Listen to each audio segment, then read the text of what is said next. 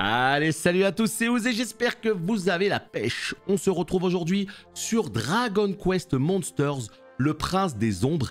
Et je vous propose, dans cette vidéo, de voir un petit peu ce que ça donne, comment ça tourne techniquement, quels sont les objectifs du jeu. Bref, on va essayer de faire un tour d'horizon de tout ça. Alors tout d'abord, ce qu'il faut savoir, c'est qu'il s'agit d'une saga spin-off au Dragon Quest. Et le premier épisode des Dragon Quest Monsters est arrivé en 1998, ce qui fait 25 ans. Donc ce tout dernier opus est là pour célébrer les 25 ans de cette série spin-off. Comme vous le voyez à l'écran, on incarne un personnage qui s'appelle Psaro et c'est le principal antagoniste de Dragon Quest 4, sorti il y a maintenant très longtemps. Donc les anciens joueurs de Dragon Quest le reconnaîtront. Alors là, il est gentil, tout ça. Bon, il y a évidemment tout un scénario, il y a une histoire qui explique tout ça. On va pas se pencher sur l'histoire dans cette vidéo, puisque je vous laisserai la découvrir tout simplement de votre côté. Voilà, on ne va pas divulgacher. Donc, les Dragon Quest Monsters, comment ça marche? Comme je vous l'ai dit, il y a tout un scénario, et puisqu'on ne va pas se battre, il va falloir capturer et élever des monstres. Vous voyez les monstres qu'il y a sur la droite de l'écran, c'est ma petite team. Et puis chacun va y aller avec des sorts différents, des attaques, des aptitudes, etc. Et donc, vous avez le scénario, mais à côté, vous avez aussi des arènes de combat. Donc, beaucoup de gens pensent que les Dragon Quest Monsters, c'est un peu des Pokémon du pauvre. Mais il ne faut pas oublier que ce concept de choper des créatures, les élever, les faire combattre et tout, ça vient pas de Pokémon. Ça vient de Dragon Quest V, et ce, début des années 90, en 92 me semble-t-il. Et c'est ce qui a grandement inspiré Pokémon. Donc, les Dragon Quest Monsters auraient pu être les Pokémon d'aujourd'hui. Malheureusement, ce n'est pas le cas. Mais il n'en reste pas moins une saga plutôt très appréciable, notamment pour les fans de Dragon Quest, parce que vous allez retrouver évidemment tout le folklore de Dragon Quest, les musiques de Sugiyama, écoutez-moi ça, on les reconnaîtrait parmi des milliers. À côté de ça, évidemment, vous allez avoir tous les monstres, etc. Donc vraiment, pour moi, ce jeu s'adresse avant tout aux fans de Dragon Quest qui cherchent des spin-offs, un petit peu comme le fameux Dragon Quest Treasure, sorti il y a à peine un an, qui était vraiment incroyable pour les fans, tant il y avait des références. Et puis ça peut aussi être fait pour les gens qui aiment beaucoup ce délire un peu Pokémon, de ne pas combattre, mais de tout simplement faire battre toute une équipe qu'on va capturer, etc. Donc vraiment, voilà, si vous êtes dans ces cas de figure, ça peut vous intéresser. Si vous êtes dans aucun de ces cas de figure, c'est un petit peu un jeu qui n'est pas non plus ultra ambitieux. On sait que les vrais Dragon Quest qu'on attend, c'est Dragon Quest 12, évidemment, c'est Dragon Quest 3 HD 2D. D'ailleurs, on n'a plus aucune nouvelle de ce jeu qui a été annoncé il y a maintenant un petit moment. Et c'est bien dommage parce que j'avais extrêmement hâte de le faire. Mais voilà, il faut savoir dans quoi on met les pieds. Et pour couronner le tout, il s'agit d'une exclue Switch. Donc, avec tous les problèmes techniques que ça occasionne. C'est-à-dire que même si c'est un jeu qui est quand même plutôt joli, tout en couleurs, des bonnes petites musiques. Alors j'espère qu'elles vont pas nous touiller comme dans Dragon Quest 11, à se répéter inlassablement parce qu'au bout d'un moment c'était compliqué. Mais pour l'instant il y a une bonne ambiance. C'est un jeu qui est très joli artistiquement, ça fait complètement le taf. Mais techniquement, malheureusement, c'est très compliqué la Switch.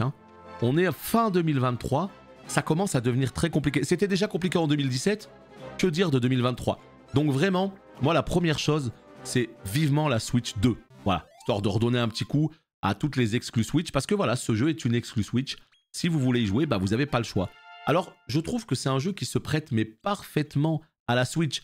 On va revenir sur les mécaniques, vous inquiétez pas, on va parler du combat, etc. juste après. Ça se prête parfaitement à la Switch, au mode hybride, transportable, mais c'est juste que ça rame du cul, quoi. C'est même pas... C'est à moins de 30 FPS, ça monte à 30, ça descend un peu. Techniquement, c'est compliqué, donc ouais. Moi, je suis obligé de vous en parler parce que les exclus Switch, ça commence à devenir compliqué. En tout cas, les exclus de ce type, Parce que récemment, je viens de faire Mario RPG et Mario Wonder. Bon, il n'y a rien à dire, ça tourne à la perfection. Mais voilà, des jeux comme celui-là, en open field, avec des zones un petit peu ouvertes, en 3D et tout, ça commence à être compliqué. Par contre, ce qu'il faut savoir, c'est qu'ils vont peut-être faire comme Dragon Quest Treasure, qui est sorti l'an dernier en fin d'année et qui était une exclus Switch. Et cet été, il est arrivé sur PC. Et moi, justement, il m'était tombé des mains sur Switch, Dragon Quest Treasure. Et quand j'ai chopé la version PC, 144 FPS, 2K, tout ce que vous voulez, mais ça te change un jeu en fait. Le jeu était tellement plus agréable, tellement plus fluide, tellement plus beau, que ça donnait beaucoup plus envie d'y jouer. Et bien là, c'est peut-être pareil pour ce Dragon Quest Monsters. À tout moment, on peut peut-être le voir pop sur PC courant 2024. Et là, ce sera beaucoup plus agréable. Donc voilà, ça c'était pour la partie un petit peu technique. Donc, c'est pas ouf techniquement, ça rame, mais passer la première heure de jeu, vu que la DA est plutôt cool et qu'il y a une ambiance, on arrive à passer outre et on arrive quand même à s'amuser sur le jeu. Voilà, ça il faut le savoir. Donc lui il veut rejoindre ma team. Tiens, est-ce qu'on l'accepte? On va dire oui. Et bien justement, on va parler un petit peu du système de combat et comment ça fonctionne exactement. Donc tout d'abord, le système de combat, comme je vous l'ai dit, bah, il faut obligatoirement avoir toute une team de monstres puisqu'on a subi une malédiction qui fait qu'on ne peut pas se battre.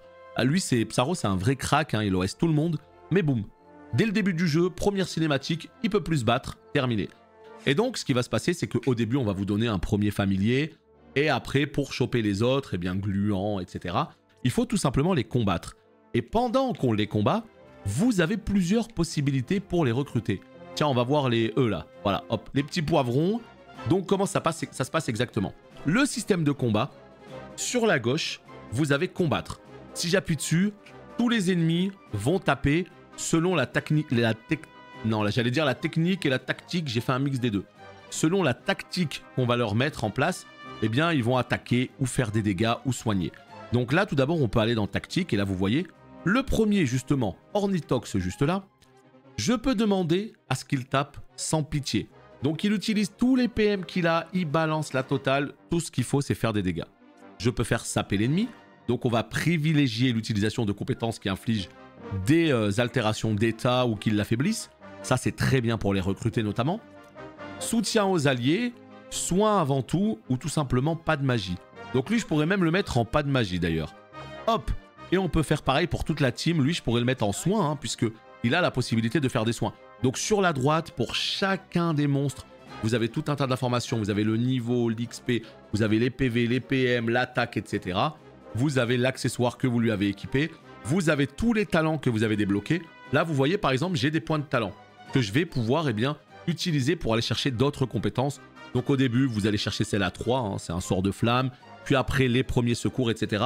Et là, vous voyez qu'il peut être sympa pour booster les copains, lui. Avec notamment accéléro, avec soin partiel. Donc voilà, on peut le mettre justement en soutien aux alliés. Je pense que c'est ce qui lui irait parfaitement. Et puis à côté de ça, voilà, nous avons aussi la possibilité de voir les résistances, à quoi il résiste et tout. Donc c'est quand même assez complet. Lui, on va lui demander pas de magie. Et lui, on va lui demander pas de magie non plus. Voilà. Et une fois qu'on a fait la tactique, on a juste à appuyer sur combattre. Boum, terminé. Ils font tout ce qu'on leur a dit. On peut leur donner des ordres de manière individuelle. On peut demander à Ornithox de faire soit une attaque, soit défendre, soit de faire la compétence crève-cœur qui peut stun la cible. Donc là, hop, si je fais juste une attaque basique, eh bien les autres, je peux leur demander par exemple de défendre, voilà, tout bêtement. De ne pas attaquer, parce que si tout le monde attaque, vous pouvez être certain d'une chose, l'ennemi en face, il est mort. Donc là, hop, tout le monde a défendu. Là, je fais combattre et nous avons seulement, eh bien, Ornithox qui va attaquer. Vous voyez en bas, attaque, défense, défense, défense. Et donc, ce qu'il va falloir faire, évidemment, c'est affaiblir l'ennemi pour en faciliter la capture. Vous avez plusieurs manières de faciliter la capture. Impressionner l'ennemi. Plus vous êtes une bande costaude, plus vous allez l'impressionner. Il va y avoir une espèce de pourcentage qui va faire qu'il est impressionné à 70-80%. Tiens, je vais vous montrer d'ailleurs. Là, voilà, on appuie sur recruter. Donc, juste pour finir, là, le menu. Donc, vous avez combattre, vous avez ordre, vous avez recruter pour essayer de le recruter. Vous avez des objets si vous avez besoin de soigner, par exemple, etc. Vous avez modifié l'équipe et vous avez fuir si vous voulez vous barrer. Donc, nous, on va essayer de le recruter. Pouf! Et là, vous voyez, on va essayer d'impressionner la cible. Et là, malheureusement, bah, on l'impressionne pas beaucoup, à moitié, hein. Tous nos mobs en bas ont apporté... Ah, peut-être ça passe ça... Ok, parfait. On a eu un petit peu de bol. Donc, je le veux pas. Hein. Mais bon, c'était pour vous montrer. On peut évidemment le renommer. Et une fois qu'il est renommé, eh bien, il fait partie de la team.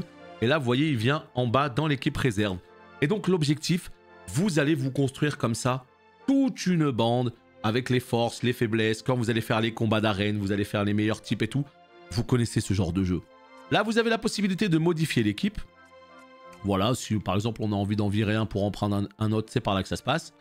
Là, vous avez tous les objets, donc ils sont plutôt bien classés. Hein. Voilà, ça nous permet de savoir exactement si on veut du soin, c'est par là que ça se passe. Là, vous avez les accessoires. Hein. On pourra équiper les accessoires à nos fameux monstres, mais ça, c'est un peu plus tard. Nous avons les fameuses tactiques dont je vous ai parlé. Et ici, on peut donner aussi des instructions. On peut faire tout un tas de choses, hein. Justement, ça, c'est vraiment quelque chose qui est assez excellent parce qu'on peut même gérer la fréquence d'utilisation d'une aptitude. Donc, ça va quand même très loin dans la customisation de ce côté-là. Et donc, justement, les fameux sorts et aptitudes, plus ils vont combattre, plus ils vont avoir d'XP, plus ils vont pouvoir avoir des points de talent. Là, tiens, bah d'ailleurs, lui, il en a combien? Il en a 6 que j'ai mis dans Naturaliste. Mais sinon, on peut aller lui chercher des stats flat de l'attaque, des PV. C'est à vous de voir comment vous voulez répartir vos points. Donc là, par exemple, j'en ai 6. Si je mets tout, comment on fait? C'est avec X. Boum. Voilà, là, je mets tout d'un coup. Et je viens de débloquer Tempête de Sable. Il a une compétence supplémentaire. Donc vraiment, ça va être à vous de voir si vous voulez le spécialiser, qu'il ait beaucoup plus de PM, si vous voulez aller chercher des compétences, si vous voulez tout affecter ou seulement quelques points. C'est vraiment à vous de gérer et c'est ce qui fait tout le sel de ces jeux-là. Là, ce que je vous montre, c'est vraiment le début du jeu, donc c'est absolument pas poussé. Vous l'aurez compris, plus vous allez avancer, plus ce sera énervé. Au niveau de l'exploration, comment ça se passe? Vous avez la map juste ici. Comme je vous l'ai dit, on n'est pas sur un open world très loin de là. On est sur un jeu quand même plutôt linéaire / open field, avec des zones qui des fois sont linéaires, mais des fois s'ouvrent de manière quand même assez, voilà, assez vaste, hein. Vous pouvez quand même pas mal vous balader, avec différents secrets qu'on peut trouver à droite à gauche. Et il y a tout un mécanisme, comme vous le voyez en haut à droite à côté de la map, de saison, cycle, jour, nuit, tout ça. C'est très bien fait. Là, on est au début du jeu, et au début du jeu, en fait, l'histoire nous fait découvrir les 4 saisons très rapidement pour qu'on ait un petit coup d'œil sur ce que ça donne. Là, vous l'aurez compris, on est en automne. Et puisqu'on est en automne, eh bien, on ne peut plus monter dans ces fameux lierres. Pour pouvoir monter, eh bien, il fallait qu'on soit en été. Et en été, en fait, les lierres vont jusqu'en haut et on peut aller chercher des trésors, des coffres un petit peu cachés.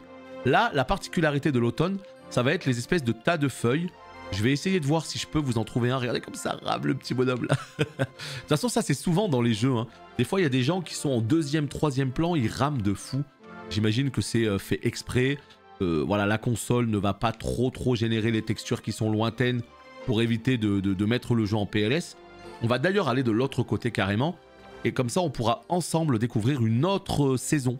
Je crois que c'est l'hiver, hein. Je crois qu'ils respectent tout simplement le cycle. Et vous verrez cette même zone qui sera sous la neige.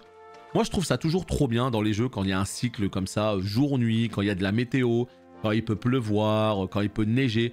C'est quelque chose que je trouve toujours génial parce qu'une zone qu'on connaît, finalement, on la redécouvre. Là, regardez, ici, c'est seulement en automne. Donc, soit on chope un item, soit, eh bien, c'est un vieux monstre, voilà, qui nous attaque. Donc là, on va suivre le chemin. Et la particularité, c'est que vous voyez les monstres, hein. Alors, je ne sais plus depuis quel épisode, mais avant, on ne les voyait pas. Moi, si vous voulez, je suis pas du tout un spécialiste des monsters. J'ai joué à très peu. J'ai joué à des premiers monsters dans les années 2000 sur Game Boy portable, hein, sur console portable. Et j'y ai plus vraiment rejoué. C'est pas une saga qui m'a toujours passionné. Mais là, je ne sais pas pourquoi, ces dernières années, je crois que c'est vraiment Dragon Quest 11 qui a relancé ça. DQ11 a relancé ma passion pour Dragon Quest. Et j'ai joué à Trésure, j'ai adoré. Là, je vais le faire celui-là. Je pense vraiment que je vais passer un bon moment dessus. Parce que j'ai pas des attentes extrêmement élevées. Donc je pense que je vais passer un bon moment. Si vous avez de grandes attentes, c'est le meilleur moyen d'être déçu. Et là, regardez, on va tout simplement passer en hiver. Doublage aussi japonais ou anglais, hein.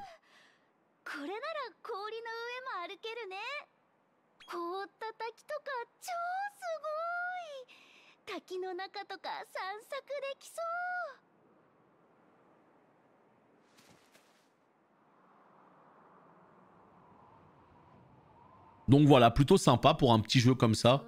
Après, c'est pas non plus un... Moi, je dis un petit jeu, c'est pas nécessairement un petit jeu, ça reste un Dragon Quest Monsters. On sait qu'il va très probablement très bien se vendre au Japon. Il est avant tout fait pour le public japonais, hein, qui est friand de ces jeux-là, hein. Les Monsters marchent très bien au Japon. Chez nous, un petit peu moins. Mais en tout cas, l'effort est fait. Le jeu est localisé en français. Il est doublé en japonais ou en anglais. Donc voilà, moi, il n'y a plus qu'à attendre une bonne version PC. Personnellement, je ne sais pas. Est-ce que je vais le faire directement sur Switch?